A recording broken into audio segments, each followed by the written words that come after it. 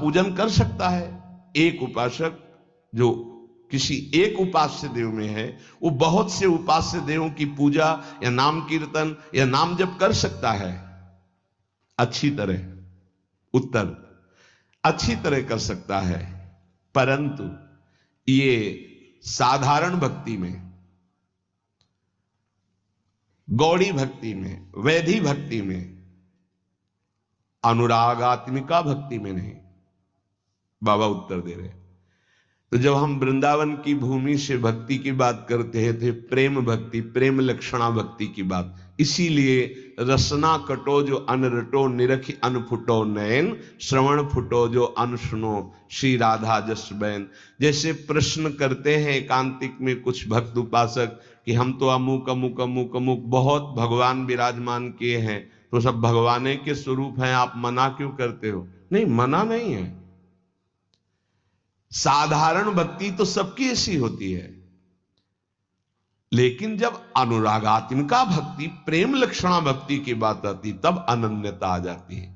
जैसे गोस्वामी जी सिया राम में सब जग जानी कह रहे हैं, फिर ये जब उनकी अनन्यता की बात सुनो तो कह रहे हैं बने तो रघुवर ते बने और बिगड़े तो भरपूर, और तुलसी औरंते बने ताबन पे धूल। जब सिया राम में सब जग जानी तो और कौन बचा? यहां ज्ञान नहीं, ये प्रेम अनन्यता है। एक भरोसो, एक बल, एक आस विश्वास, एक राम घनश्याम हित, चातक तुलसीदास।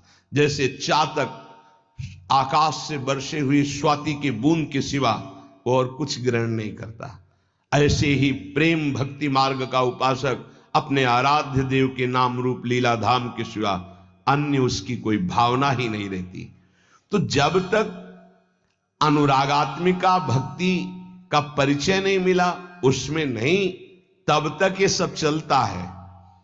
थोड़ी देर ये, थोड़ी देर ये, थोड़ी देर इनकी उपासना, इनका कीर्तन, इनकी चालीसा, इनका पाठ, ये प्रारंभिक भक्ति। लेकिन प्रेम लक्षणा भक्ति में जाकर के वो समिट जाता है, अपने इष्ट देव के नाम रूप लीला धाम में अनन्य हो जाता है।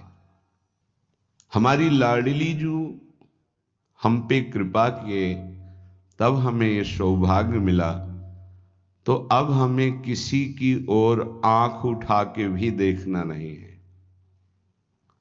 ये कृपा का आदर होगा।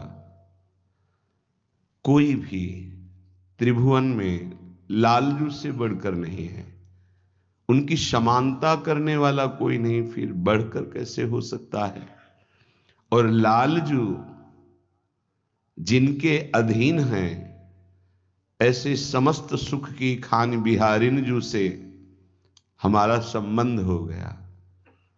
उनके नाम से, उनके रूप से, उनकी लीला से, उनके धाम से अब हमें किसी और की तरफ आंख उठा के भी नहीं देखना।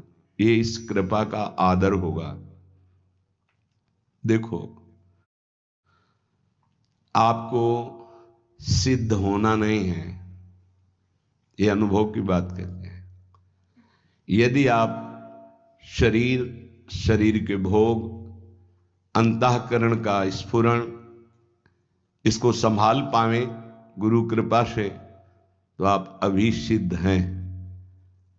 आपका जो सच्चिदानंद बपू है, वो किसी साधना से घटता बढ़ता या प्रकट होता नहीं है, वो है।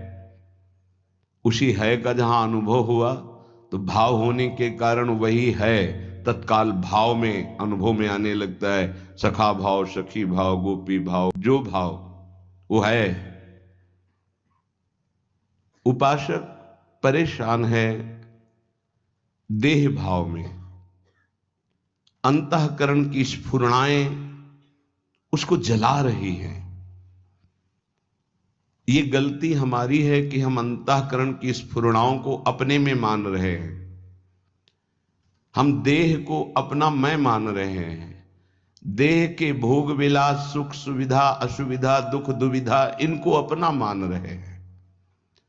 यही मिटाने के लिए सत्संग है, अध्यात्म है, साधना है। स्वरूप सिद्ध है, उसके लिए कोई साधना नहीं होती। उससे हम भ्रमित होकर देह को अपना स्वरूप मान बैठे, बस यही भ्रम मिटाने की साधना है। अविद्या मिटी तो बंधन भी भ्रम है और मोक्ष भी भ्रम है, क्योंकि जिसका बंधन ही नहीं हुआ उसको मोक्ष कैसे? वो तो निर्विकार अमल सच्चिदानंद घन, उसको कौन बांध सकता है? न वो कभी बंधा था, न बंधा है, न बंधा रहेगा। पर ये भ्रम यद्यपि मृषा छूटति कठिनाई।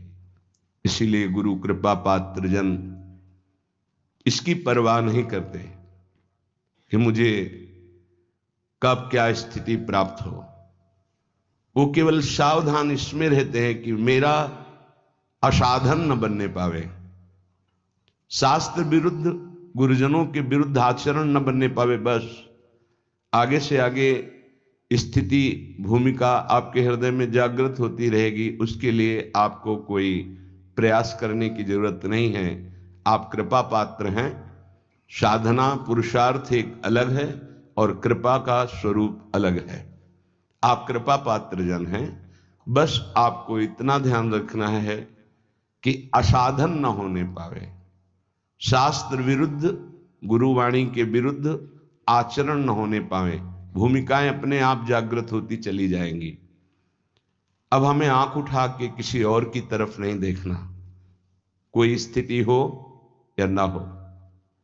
अनन्य भाव प्रियालाल के चरणों में श्रीपाद प्रबोधानंद जी बहुत सावधानी पूर्वक उपासक को अपने उपास्य देव में आसक्त होना है, इस बात को कह रहे हैं।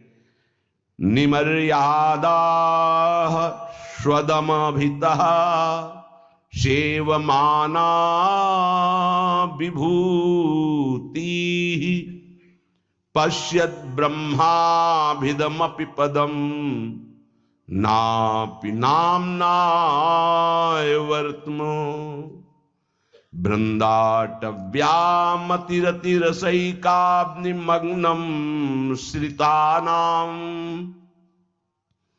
गौरश्यामं तदुभयमहा कोपि पंथा दुरूहः।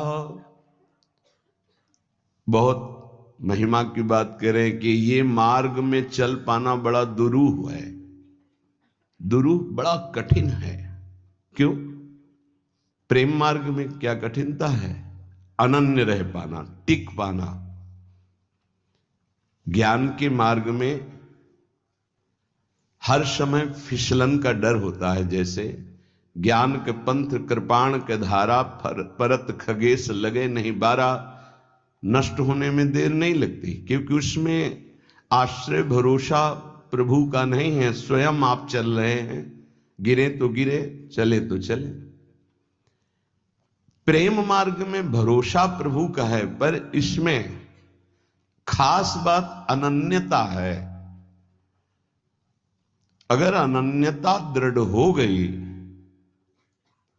तो कोपि पंथा दुरूहा, कोई मार्ग है जो बड़ा दुरूह मार्ग है, ये प्रेम मार्ग। कोई नहीं रह जाता। ये मार्ग ऐसे दिखाई देने लगता है। किसको? जो श्यामाजू का अनन्य हो गया, किशोरी किशोरजू का अनन्य हो गया। यदि हमें श्रीपाद कह रहे हैं, जो महान उद्वलित प्रेम समुद्र अमर्यादोन्मीलन,